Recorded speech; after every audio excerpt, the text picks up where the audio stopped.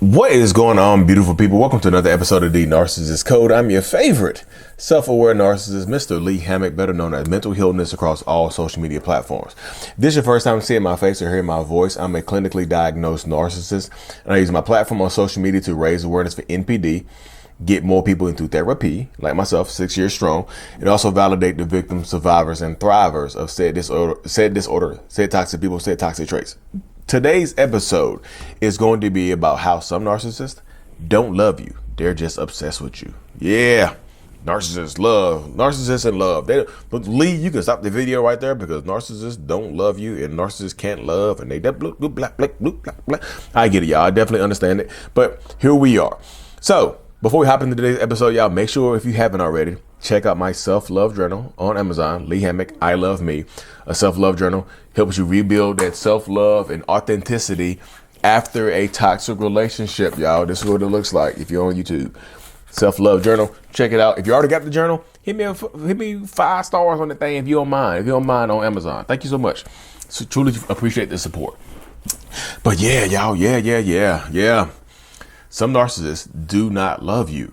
They are just obsessed with you. So many people ask me that question. Do narcissists love you? Can they ever truly love you? Is it ever real? Is it ever authentic? Y'all, I always ask people. I know people will just always say, why do you answer that question with a question? Because I can't speak for everybody. So I ask people, how is that narcissistic person treating you? Are they treating you like they love you? Are they treating, like, put yourself in their shoes right here. Switch the positions up real quick. If you were treating someone else the way that your partner is treating you, your parent is treating you, whatever role they play is treating you, would you think that you love that person? Would you say, I love this person? If you were treating somebody else the exact same way that you are being treated, would you say, hey, look, I love this person? No, you probably wouldn't. There probably would be a question like, no, Lee, my behaviors show that I love this person. You see what I'm saying? The behaviors can tell you a lot about the situation. The behaviors can tell you a lot about what's going on. Focus on the behaviors, not the words. A damn near narcissistic person will tell you that they love you. They'll absolutely just say, hey, look, I love you. I care about you. You mean, I do this. I love. They'll say, I love you. They'll buy you gifts and things like that. But like, y'all, that is not love. Giving you a gift does not mean that, like, they'll give you flowers after they cheat on you. They'll put their hands on you and then try to hug you. That's not love, y'all. That's not love. Love is actions, not just gift giving. Love is an emotional connection. You see what I'm saying? You see what I'm saying? That's how it goes in these spaces. Like, ask yourself, are you being treated like you are loved? Don't hold out hope like this person is going to love me like they used to. Love bombing. Y'all think about it. Love bombing. When a bomb blows up, can you put a bomb back together that is blown up? I've never heard of that happening before. Just think about it. If you've been love bombed and a bomb explodes, you can't put that bomb back together. You can try, but it will never be perfect again. The bomb of love, once it explodes, it cannot be put together again. You see what I'm saying? Yeah, you just can't. Once that love bomb explodes, I'm gonna do a video on that one, y'all. Love bomb explodes. You can't put it back together again. So think about it. They don't treat you like they love you, y'all. Once they stop treating you like they love you, they start treating you like you belong to them, like they are obsessed with you. Like, they will cheat on you, leave you for another person, and then damn near refuse to let you move on to somebody else. I watched a video the other day, y'all. This guy, literally, and yes, women can be narcissists as well, y'all. We know that, but this guy cheated on his partner, right? Broke up with her. Left her for somebody else, then decided to just randomly pop up at his ex's apartment months later, a couple weeks later, and she had her friends and she had some dudes over there. And he lost his damn mind. He said, "No, babe, come out and talk to me. They're like, "Dude, you cheated on her. You left her for somebody else. Like, what the hell are you doing here?" No, she know what it is. We always got each other's back. We always there for. That's not love, y'all. That's obsession. They're treating you like they're obsessed with you. They're treating you like they don't want to see you with anybody else. They're not treating you like they love you.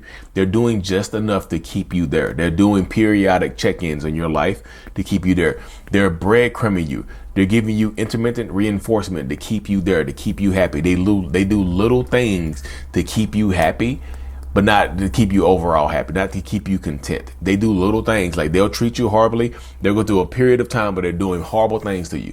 They're hurting you, they're harming you, they're emotionally abusing you, they're manipulating you, they're lying to you, whatever it is they're doing to you. They do that for an extended period of time, and then they give you a little bit of love here and there. They'll do something nice to you. They do narcissistic robot resetting. Yeah. Power back up. They do something nice for you, right?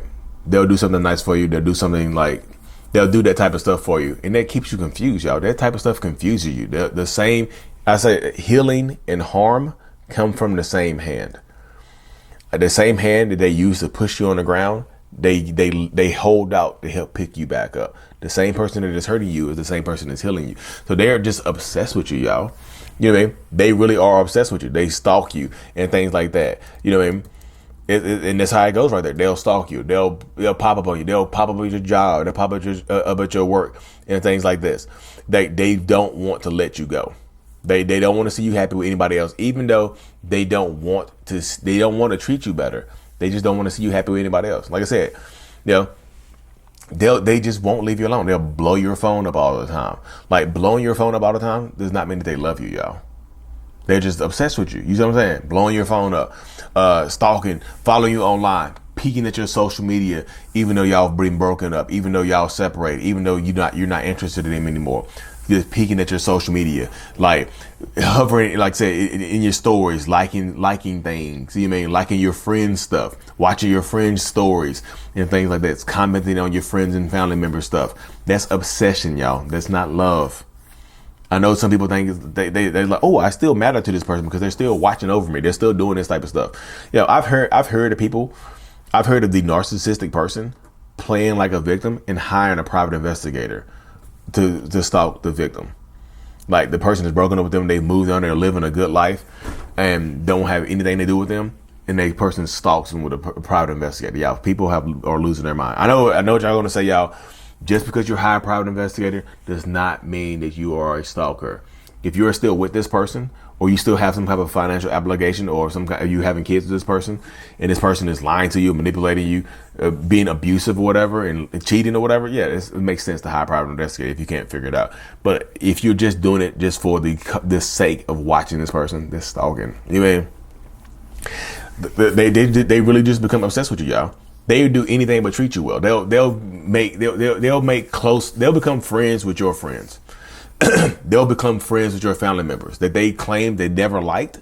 They'll do things like this to show you to remain relevant in your life. They do things to remain relevant in your life as opposed to treating you better. You mean, they'll beg you to stay. They'll do all kind of stuff like that, but they'll just refuse to leave you be. That's obsession, y'all. That is not love. You know, like I said, if you try to move on to a new relationship, or you are not even moving on to a new relationship, like you post something online where you're happy and smiling, they might be jealous of your life. They might be jealous of somebody else coming in there, swooping in and trying to make you happy. So that makes them just lose. Some of them will absolutely lose their damn minds because you're out here trying to be happy, because you're trying to live an authentic life, because you're trying to live a life of authenticity and happiness. They don't like that type of stuff, y'all. Their jealousy and their stuff, you know, I'm just telling you, if they do stuff like this, y'all, you know, if you feel like that this person will not leave you alone with anything, like, that's just an obsession, y'all. They refuse to leave you alone. If you set boundaries, if you have filed a restraining order, if you do stuff like this, y'all, if you thought about getting a restraining order on somebody, that's not because you think they love you. That's because you think they're obsessed with you, or they're dangerous as hell. You see what I'm saying? Love should not be dangerous. Love shouldn't be scary. None of that stuff, y'all. But it's easy to conflate it, and for the situation to go like that, though. You know what I mean? That's how it goes. Like, some of them do not love you, y'all. They're just obsessed with you. Obsession and love can look alike. You know what I mean? But they are not alike. They look alike, y'all. They're obsession and love. They're not even fraternal twins. Obsession and love got different. Like, obsession is adopted. You see what I'm saying? It's adopted, and it looks like, you know, it just happens to be the same it was this had the same religion or something like that. And this is not in any way trying to pick at people who have been adopted. You know, there's probably a bad analogy. But it's just it's not like a person adoption. It's like an adopted, like, if you like, let's use the animal kingdom. It's like a duck that adopts a fox. You know what I'm saying? It's a whole different species. You see, imagine a fox swimming in the lake with ducks because it thinks he's a duck. You see what I'm saying? But this is the space out. Some of them do not love you. They think they love you. They'll tell you that they love you, but they do everything else. They just do things to show you that they're obsessed with you. Love is an emotional connection, y'all. It's emotional connection. It's emotional actions. It's not obsessive text messaging, calling, worried about you, stalking you, trying to control your actions, trying to control where you're going. That's not love, y'all. There's a difference between sharing locations. It's okay to share a location with somebody, y'all. It's not okay to make you FaceTime, or somebody to make you FaceTime the whole time you were at a certain location at a certain spot. You know, that's not okay. That's obsession. That's stalkery. That's creepy. If you feel creeped out, yeah, it's not love. Anyway, but anyways, y'all, thank y'all for tuning into another episode, y'all. I truly appreciate y'all being here. The first episode of my series, Waving the Red Flag, the live show, is coming up this Thursday at the August 31st at 9 p.m. Eastern Standard Time. Make sure you tune into the show. The first episode is about red flags. So if you want to send in your red flag story, send it to Waving the Red Flag Show at gmail.com. That's Waving the Red Flag Show at gmail.com. If you want to send in your story, you can send that in, or if you want to send me a video, you can send a video on Instagram or to my email asking me if this is a red flag. If you like have an idea, like, hey, is this a red flag? Send it to me in a video. Say, hey, Lee, whatever. And just say, ask you a question about if you think this is a red flag of a toxic narcissistic person. You can send a video in, a voice note, or whatever. Or you can send it on Instagram, mental illness as well. Just say, make sure you put red flag show. Thanks, y'all. Mental illness is out. Peace. Thank you so much for making it to the end of my video, y'all. I am truly eternally grateful for every single one of y'all that support the channel in any way, shape, or form. If you haven't already, make sure that you subscribe to the channel so that we can reach more people, to help more people. The self-love brand is available. I'm strong. I love me. It's a self-love brand. The self-love journal is available on Amazon as well to help you rebuild that self-love and identity, during the toxic relationship. Also, look into joining the channel memberships to get more behind the scenes perks and things like that, y'all. Thank you so much for your support. Thank you. Thanks.